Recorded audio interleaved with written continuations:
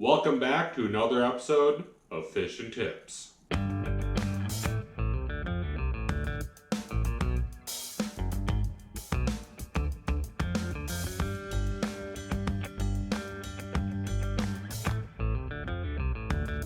Before we get started with this video, I just want to tell you to go follow my Facebook and Instagram pages. I had actually posted on there that I was going to be doing this video, and I also asked for some questions of yours.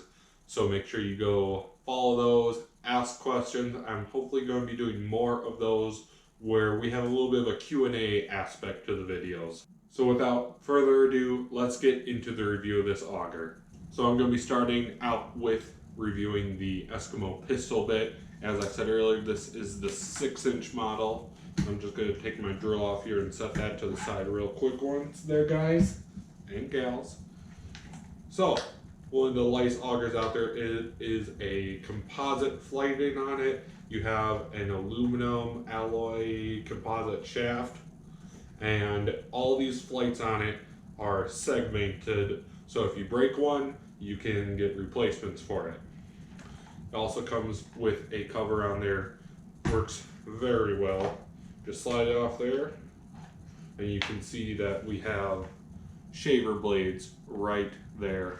These are flat style shaver blades. I actually chose this auger because of the flat shaver blades. I wanted something that was going to cut through the ice quickly. I don't fish dirty ice that often, so I needed something that will cut quickly, and I just didn't need chipper blades.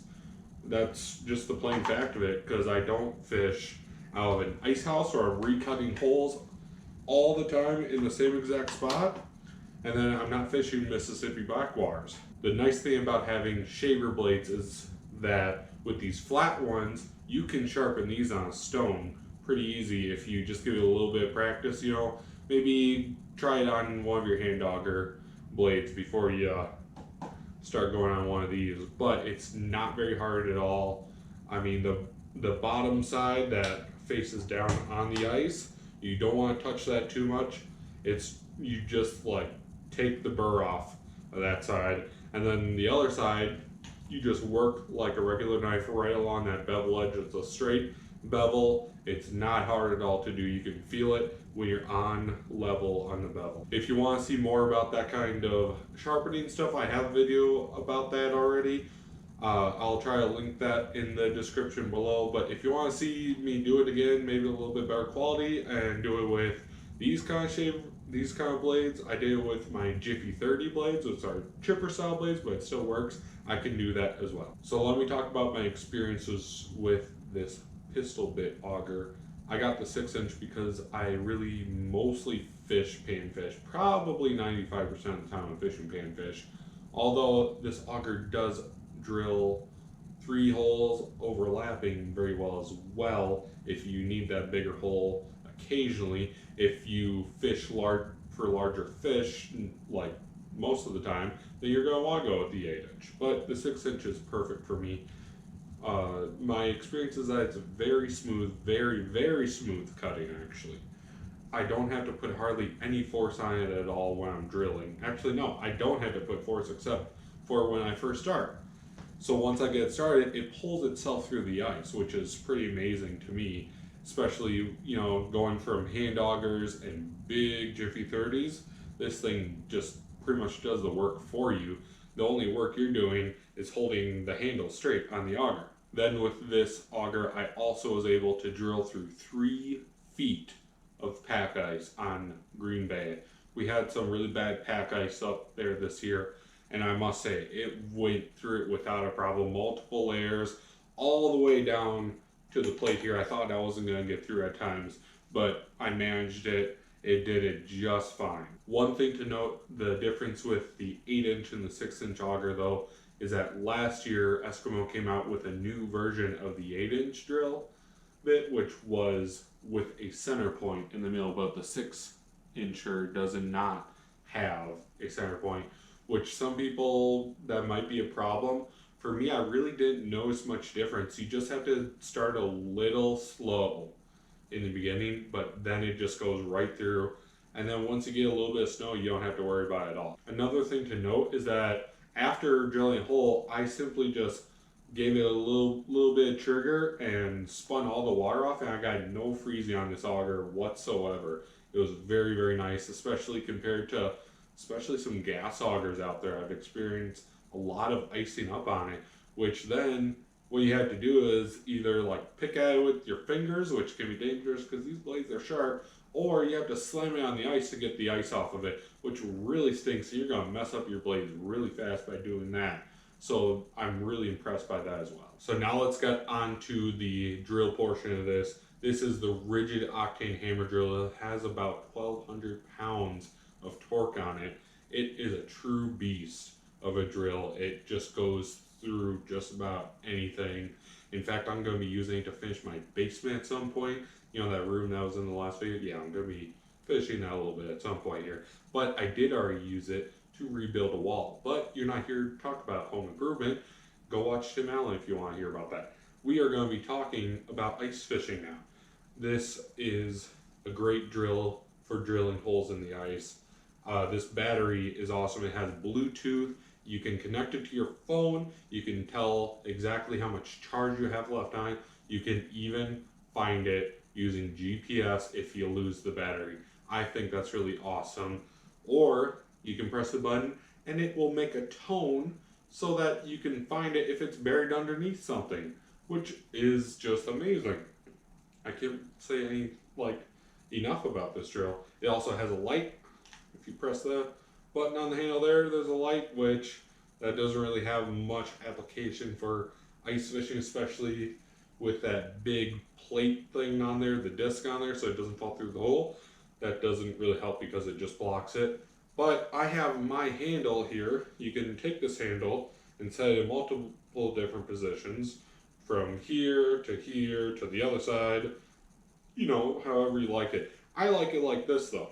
I can drill straight down like this, or I can also drill with one hand by setting the auger handle right there and just to the side and just drill straight down.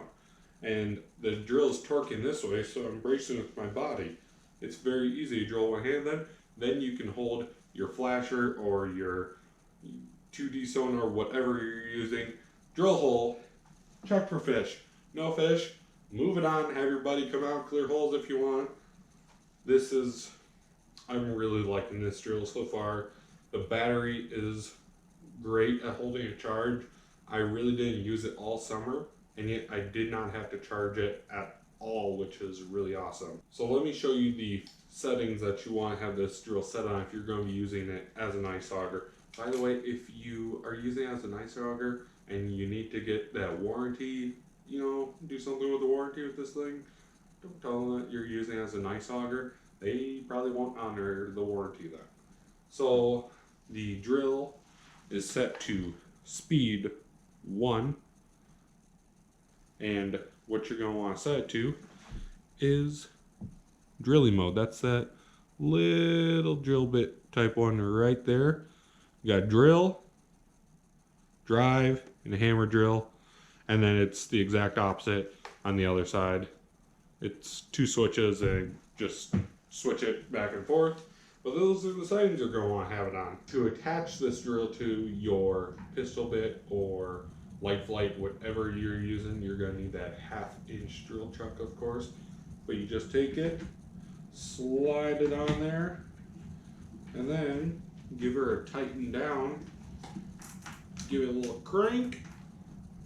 And by the way, the new version of the Eskimo pistol bit, the 8-inch, that has a little bit longer little attachment area right there to get your hand down there. It can be difficult sometimes especially if you're wearing gloves and you're detaching and retaching this thing all the time. But I pretty much just have this thing live on my auger once the ice is here. In total, with the auger and the drill, with the 9 amp hour battery, this all comes in at about 11 pounds total. It is still very light, even with that big honking battery on there. And actually what I really like is that this whole setup, as it is right now, fits inside of my Eskimo Sierra Thermal. with the cover on, which I very much enjoy because I want to keep my equipment protected and I want to make sure that I don't lose it while I'm walking out there, which that cover keeps it all nice in there and just so nice. So now let's get to your questions. The first question comes from Clay Groves, who is with the Fish Nerds podcast. That's a great podcast. I recommend that you guys go listen to it. But let's get to the question. He asks, why did you choose this over the Nils? It's pretty simple actually, because I wanted the flat style shaver blades that one I could replace. I know you can get more cutting heads for the Nils, but they're more expensive than these blades. And then also with the flat style shaver blades, I can sharpen those on my own with the whetstone that I have. The next question is from Tim Beat. He's also in that Fish Nerds podcast. He writes some really cool stuff and reads it on there. I recommend, again, listening to the Fish Nerds podcast. I think almost all these questions came from the Fish Nerds podcast, actually, the Facebook group. You should join that as well. So Tim Beat asks, can it core pineapple? A little big for that. If you have a really, really big pineapple, I'll try it. If you can find me a pineapple with a 6-inch wide core, I will go ahead and do it for you. And his other question is, how about dig post holes? I'm going to say no. You're going to ruin your blades. And I don't think that the drill has enough torque for that.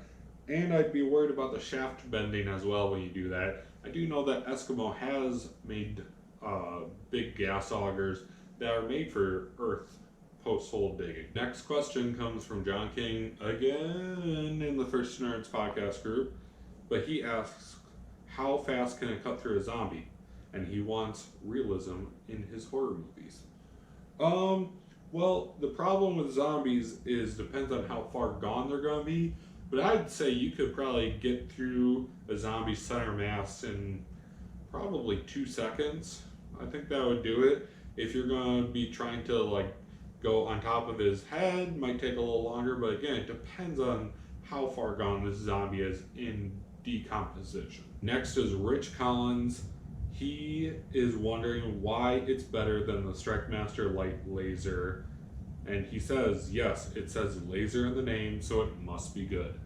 Well, I cannot tell you that. I've never used a StrikeMaster Light Laser on a drill before, so that I really can't tell you why it's better than that. I can tell you it's probably lighter because I believe the laser is a metal auger. Then he also has another question, and he asks, if you were in Fargo and wanted to drop a dead body through the ice, how would you go about making the hole large enough? I'd say the fastest way to do it would be to make 4 holes. You could probably make a bunch of holes in a square and then just connect them together by using an ice saw.